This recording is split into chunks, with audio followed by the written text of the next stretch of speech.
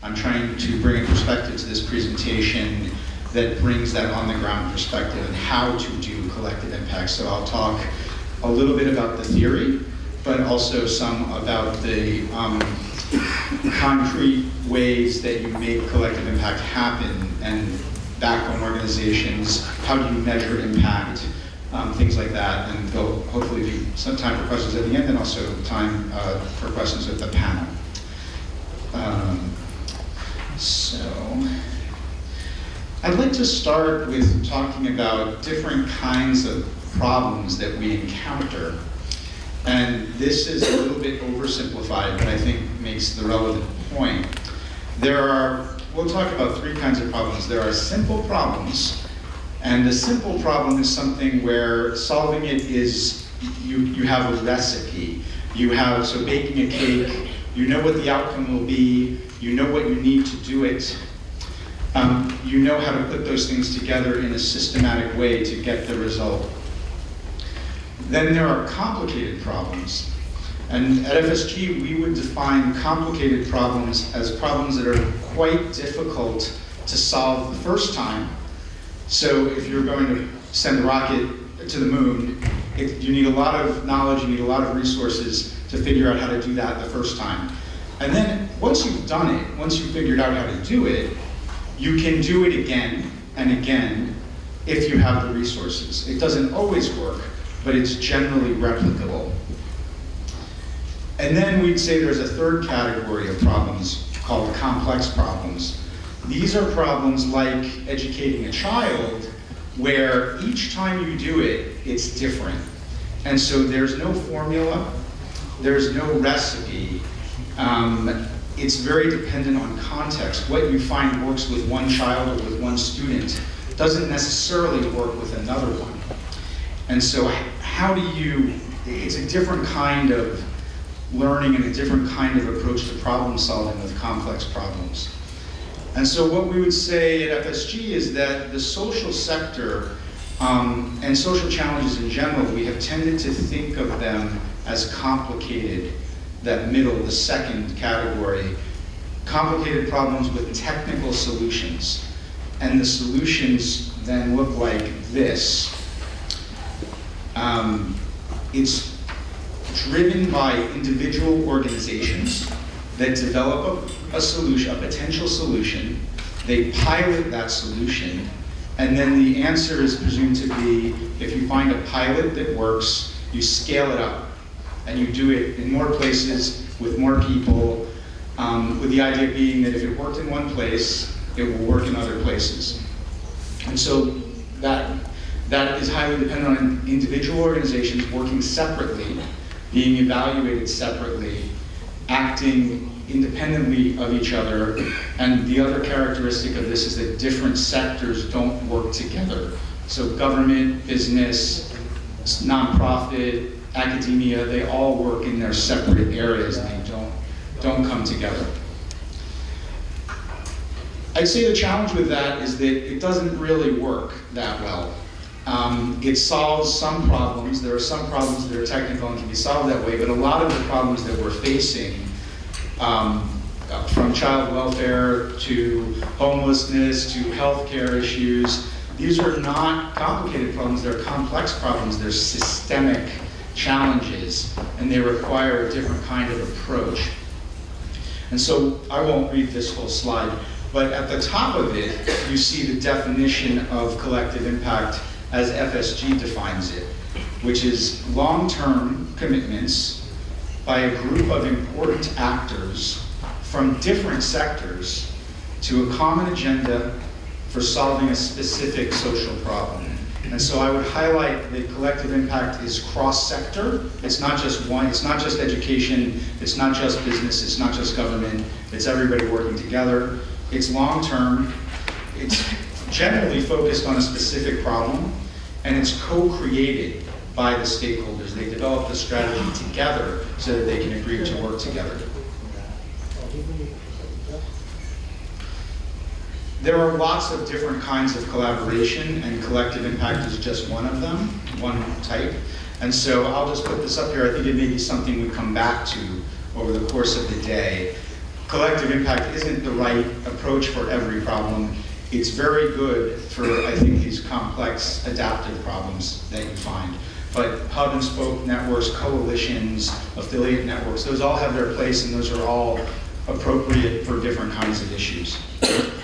So now that we have the definition of collective impact, I want to talk a little bit about how it works. And this is really the key slide for the key elements of collective impact. I know the term has become very popular, but when we use it, we mean a very specific kind of approach to social change. And I would say that all the collective impact approaches that we looked at when we did our research share these 5 elements. They have a common agenda, which is a common understanding of the problem they're trying to solve. They have a shared measurement system, so they have agreed on what data they are going to collect, and they have also agreed to look at that data together and try to learn from it. They have mutually reinforcing activities, so what that means is that they coordinate their work. They are still doing different things, they are still tending to their particular areas, but they're talking to each other and trying to make sure that they're addressing all of the different facets of the problem. They have continuous communication, so they regularly meet, they regularly look at data, they regularly look at outcomes and think about how to improve. And I would say, for those of you familiar with the idea of continuous improvement and continuous learning and improvement, the key element, I think collective impact is in a sense a continuous learning and improvement effort where we've got data coming in, people are looking at it, and there's a loop of learning and evaluating. And then finally, and critically, they have backbone support. So there's some dedicated capacity. There's somebody whose full-time job it is to make sure that these other 4 activities are happening. If it's only part of somebody's job, or if there's not somebody who's assigned to it, we have found that it doesn't happen, and the efforts tend to fall apart. So as I said, we've seen collective impact applied to a lot of different kinds of complex social issues, from education to health, the environment, youth development, economic development, community development. And I think the thing that all of those issues have had in common is that they are highly context dependent, they are complex problems, they are not complicated problems, but they require a sensitivity to the place you're working in, to the history of that place, and they also require an ability to adapt to the problem as the problem changes over time. This is always a complicated slide to explain, but the goal here is to try to depict what a collective impact effort looks like in action. And so on the left, you have a steering committee, which is composed of leaders and community members who are setting the strategy on how to solve the problem. Underneath the steering committee, still on the left side there, you see the backbone support. And the backbone role is really to help execute the strategy. And then on the right 2/3 of the page, you've got all of the community partners, so the agencies, the nonprofit organizations, the educational institutions who work on that problem, all doing their work together and organized into work groups. I won't talk more about this right now, but I can talk to folks afterwards. It's fairly complicated, and I'm happy to share more details, but I want to move on to some other elements. But I wanted to give you a sense of what these look like on the ground. I mentioned a backbone organization, and people will say, well, why do you need a backbone organization? Why do you need dedicated capacity? What does that entity do? And it really does 6 key things. It helps to make sure that the steering committee is developing the vision and the strategy. It supports the coordination of activities across the different entities that are involved. It establishes the shared measurement system, so it really has the ownership of the data and measurement. It engages with the community and gets feedback from the community. It can advance policy, so we have seen backbone organizations look at what is going on in the community or in the effort, and use that to talk to the government. And then finally, it can bring in additional resources. There's more detail. Each of these 6 functions, there are tasks underneath it that the backbone does, and I'll just talk to one of them. So if you look at established shared measurement practices, which is the 3rd one down, it collects, analyzes, interprets, and reports data. They develop the shared measurement system, and they can provide assistance to people in the community who are also looking at data and trying to figure out what's happening.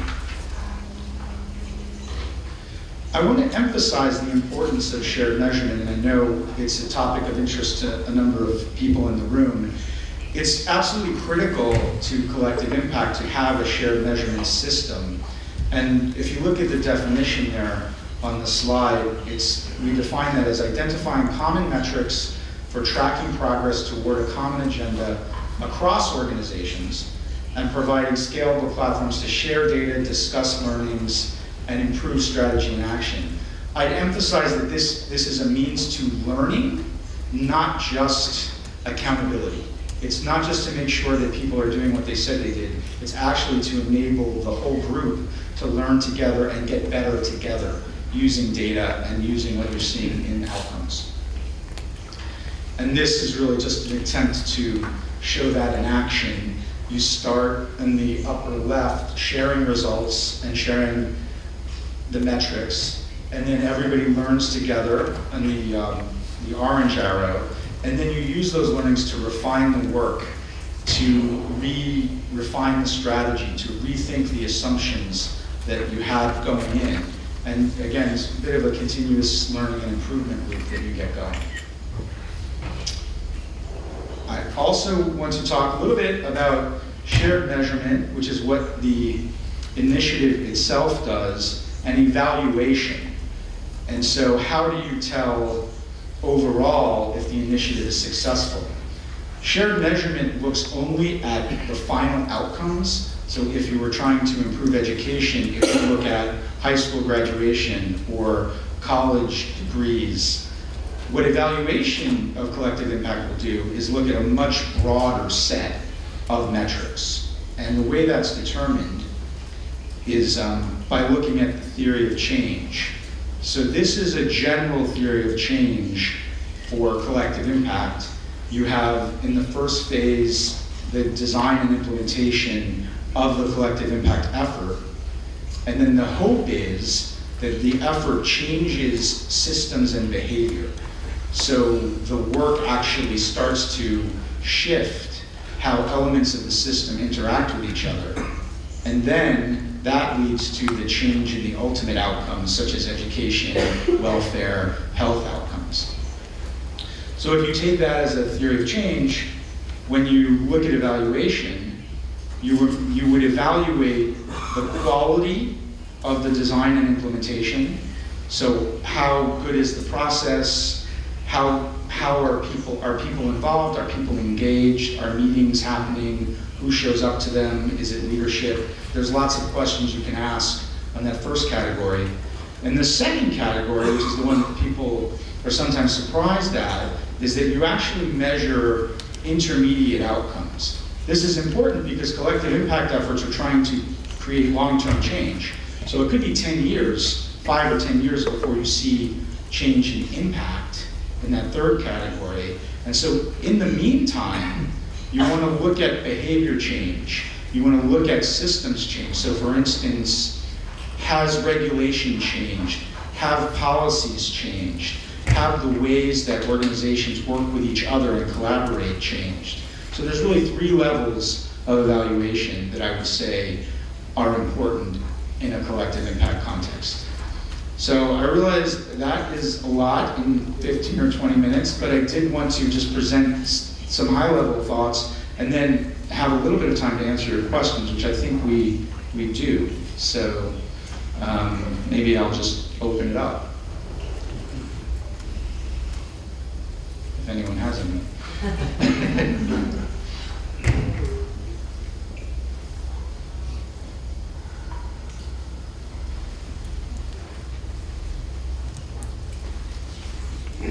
Alternatively, if there's something you want me to talk in more detail about, I can do that as well.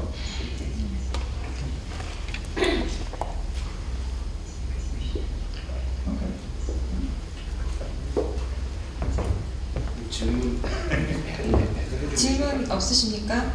혹시 추가적으로 궁금하신 점 있으시면 말씀 주시기 바랍니다. 네, 김혜영 교수님, 좀 마이크 좀 부탁드리겠습니다.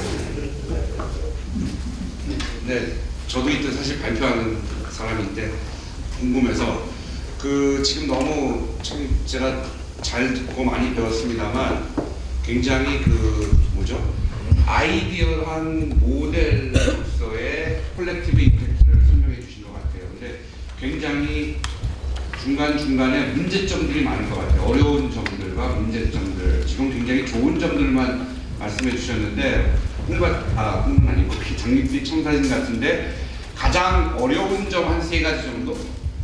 콜렉티브 임팩트를 추구하는 데 있어서 가장 어렵고 힘든 점 3가지 정도를 말씀해 주시면 저희가 많이 배울 것 같습니다. Absolutely. So 3 big challenges. I would say I could easily name more than that, but I'll stick to 3. I think 1 is it's easy to talk about collaboration. It is actually much harder to make it happen on the ground because each organization has its own agenda, has its own accountabilities. And so one of the challenges is facilitating the work so that people can move away from some of that, let go of some of that, and start to really collaborate. So I'd say collaboration is 1. I think that a second one is just resources. Doing collective impact means if you have a dedicated backbone, there are resources that are required to support that backbone, and so it can be quite challenging to find the resources and the money, the people to do that backbone work. And then I think the third one is if you even do get it successfully started, making sure you keep momentum and keep it going over time. And so I can talk some later about there are ways to do that to turn the short term into the long term and keep it sustainably operating, but it is challenging to keep people engaged and keep them working over a period of years at a time. So those would be 3 I mentioned.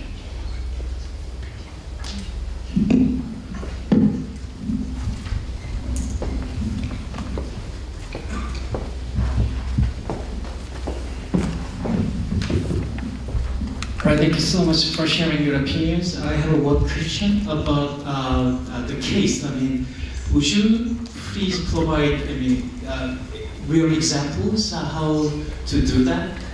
For example, in Korea, we do have on the talks about the community care, so social housing cooperatives and social care service provide, and the other governmental kind of ministry also involved that project, and then we try to set up certain like a common measurement or like a shared measurement. So if you do have any cases, would you please provide Sure. cases? Yeah, I'll actually save some in the back here, just in case. And I'll talk about not Strive, which I think people are familiar with, but this is one that I personally worked on in South Texas, where it actually was focused on education. And it was an attempt to improve college-going rates in the Rio Grande Valley, which is a poor region of Texas. And so there were 4 universities and 9 school districts and a number of community-based organizations and government agencies all involved in trying to come together and figure out how to do that. And so they built a backbone. We were there for about a year, helping them get it set up. I won't talk through all of this, but there were some key program components. So you basically break the problem down. And so we had a work group on the primary and secondary education system. We had a work group on the tertiary or the post-secondary system. And then we had work groups on transitions between the secondary and post-secondary, and then within the post-secondary from a 2-year college to a 4-year college. But we broke the work down, and then we put the backbone in place. They determined 15 metrics that they would track, And I can show you, or anybody who's interested later, what metrics they chose, and they've now been tracking them for 5 or 6 years, so you can see progress over time, and so happy to share that. I don't want to share all that detail here, but I'm happy to talk about that example with you and show what they did.